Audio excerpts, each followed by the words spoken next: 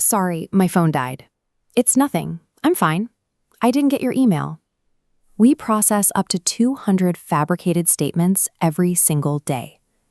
Historically, humanity went to extreme lengths to extract the truth, mostly relying on the threat of physical pain.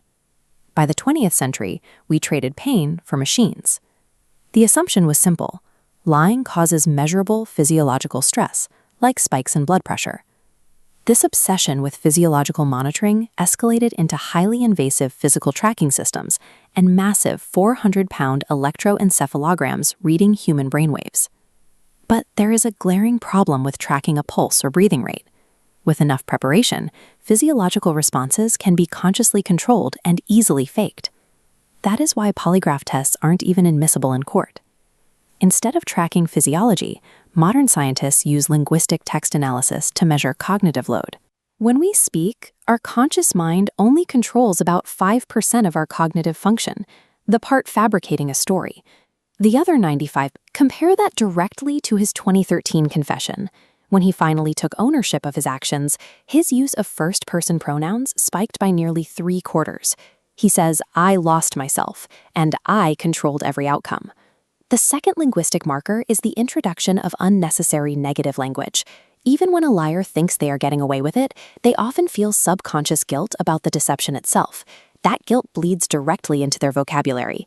It's why someone doesn't just say their phone battery died. They say, "Sorry, my stupid phone battery died. I hate that thing." When evaluating a statement, if you hear a disappearance of personal pronouns paired with a rise in negative sentiment, you are looking at the first structural symptoms of a fabricated story. The third marker comes down to pure processing power.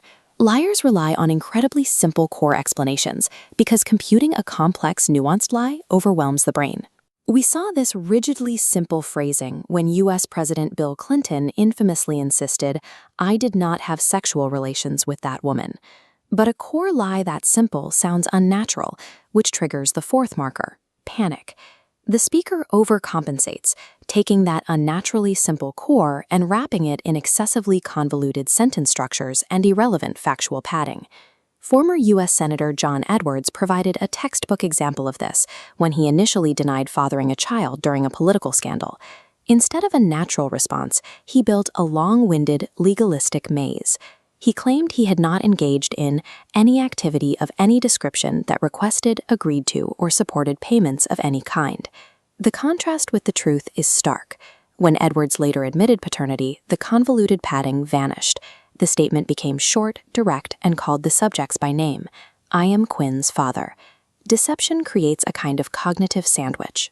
A liar is forced to place a suspiciously simple core lie straight between thick layers of over-explained, irrelevant padding. We don't often find ourselves interrogating politicians on national television. The vast majority of the lies we encounter are small, low stakes, and relatively harmless.